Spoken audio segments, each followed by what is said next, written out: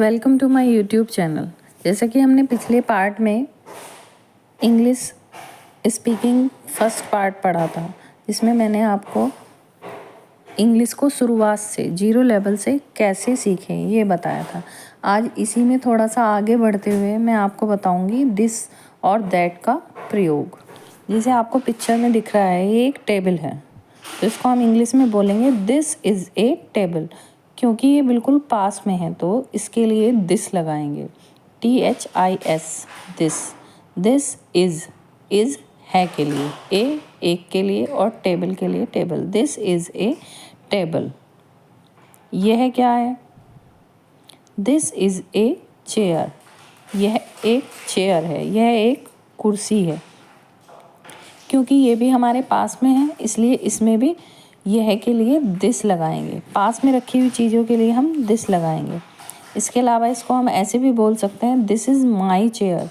माई माने मेरी, this is my chair. इसको हम ऐसे नहीं बोल सकते this is a my chair, नहीं, ये गलत हो जाएगा। This is my a chair, तो ये भी गलत हो जाएगा। तो इसके लिए करेक्ट सेंटेंस होगा दिस इज़ माई चेयर। यह मेरी चेयर है। मेरी के लिए लगाएंगे माई, दिस इज़ माई चेयर। यह क्या है? ये थोड़ा दूरी पे है, तो इसको बोलेंगे हम हिंदी में, जब कोई सामान दूरी पे रखा होता है तो उसको हम बोलते हैं वह। तो हिंदी में जब बोलेंगे इसको वह क्या है, तो हम इंग्लिश में इसको सेंटेंस बनाएंगे दैट इज़ ए बेड। वह एक बेड है, दैट इज़ ए बेड। तो हम दूर की रखी हुई चीज़ों को या दूर से जो दिख रही हैं हमें, उनके लिए हम दैट लगाएंगे। दैट इज़ ए, वह पुराना पलंग था। That was an old bed. That was an old bed. यह अच्छा पलंग है, तो this is a nice bed. This is a nice bed. और अगर ये दूरी पे होता तो हम लगाते इसको that is a nice bed. अब इसमें ओल्ड के साथ जो है वो एन लगा है एक के लिए, और नाइस के साथ ए लगा है। तो ये भी मैं आपको बाद में आगे जाके क्लियर करूँगी कि क्यों यहाँ पे एन लगा है और क्यों यहाँ पर ए लगा है। दूर से देखने पे जैसे इस विंडो को देख के कहेंगे वह एक विंडो है, तो दैट इज़ ए विंडो। यानी दूर वाली चीज़ों के लिए हम दैट लगाएंगे और पास वाली चीज़ों के लिए हम दिस लगाएंगे। अब इस सेंटेंस में भी विंडो से पहले ए लगा है, तो इसमें विंडो से पहले ए क्यों लगा है? अब यहाँ पे कुछ उदाहरण हैं, जैसे a nice bed, an old bed, an old window, A wooden chair, a glass table. तो इसमें ए जो है, जितने भी कॉन्सोनेंट वर्ड होंगे उनके आगे ए लगेगा। जैसे ए नाइस बेड है, ए वुडन चेयर है, तो ये किस चीज़ से शुरू हो रहे हैं? और जितने भी वोवल साउंड वाले वर्ड होते हैं उनके आगे एन लगता है। जैसे ओल्ड, ओ से शुरू हो रहा।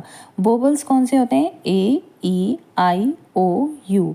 जितनी भी spelling A, E, I, O, you से शुरू होगी उनके आगे एन लगेगा।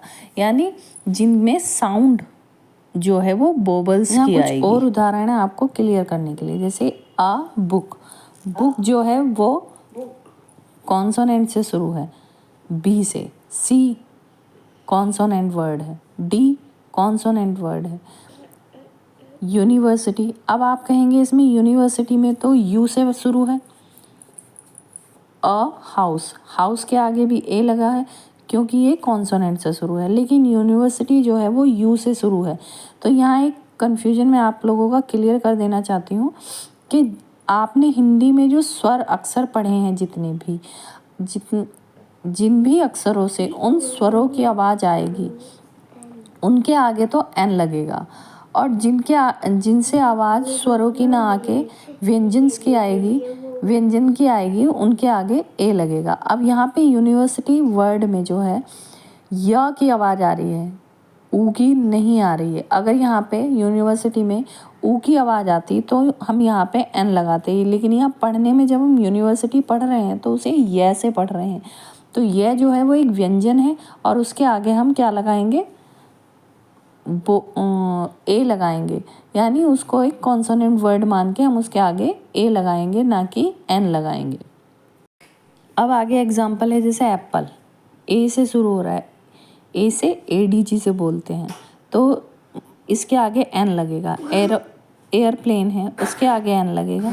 एलिफेंट है उसके आगे एन लगेगा। अम्ब्रेला है, यहाँ पे देखिए यू से ही शुरू है, लेकिन यू जो है वो अ की आवाज़ निकाल रहा है, अम्ब्रेला। और अ क्या है, वो है स्वर, तो इसके आगे एन लगेगा। अब आवर है, एन आवर। भले ही ये स्पेलिंग एच से शुरू हो रही है, लेकिन एच जो है यहाँ पे साइलेंट है और आवाज़ जो साउंड जो आ रही है वो ओ की आ रही है, आवर, इसलिए इसके आगे एन लगेगा। आई होप आपको ये बात क्लियर हो गई होगी। अब आगे हम देख लेते हैं दीज और दोज का प्रयोग। ये फूल हैं, अगर एक से ज़्यादा चीज़ है तो हम उनको बोलते हैं ना कि ये फूल हैं, ये कुर्सियाँ रखी हैं, तो यह नहीं बोलते हम, ये बोलते हैं। इसीलिए इंग्लिश में जो पास में रखी हुई एक से ज़्यादा चीज़ें हैं उनके लिए हम दीज लगाएंगे, और जो दूरी पे रखी हुई हैं एक से ज़्यादा चीज़ें, हम उनके लिए दोज लगाएंगे। ये फूल हैं, तो इसके लिए सेंटेंस इंग्लिश में बनाएंगे, दीज आर फ्लावर्स। बे प्याले हैं, तो those are cups. That is a cup. अगर दूर रखी हुई चीज़ एक है तो उसके लिए हम दैट लगाएंगे, और अगर दूर रखी हुई चीज़ एक से ज़्यादा है तो हम उसके लिए दोज लगाएंगे। Those are many cups. This is my tooth. These are my teeth. एक दांत है तो उसके लिए टूथ लगाएंगे, और ज़्यादा है तो टीथ लगाएंगे।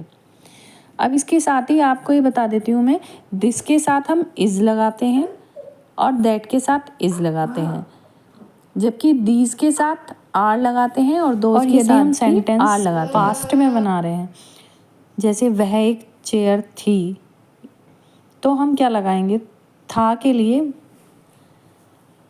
वाज लगाएंगे, दैट के साथ वाज लगाएंगे, दिस के साथ वाज लगाएंगे, दीज के साथ वर लगाएंगे, दोज के साथ भी वर लगाएंगे। दीज दोज के साथ हम इज, दीज और दोज के साथ हम इज या वाज नहीं लगा सकते, उनके साथ हम आर या वर ही लगाएंगे। तो आज के लिए बस इतना ही। अगली वीडियो में मैं आगे के बारे में बताऊंगी। Thanks for watching. If you like it, like share and subscribe.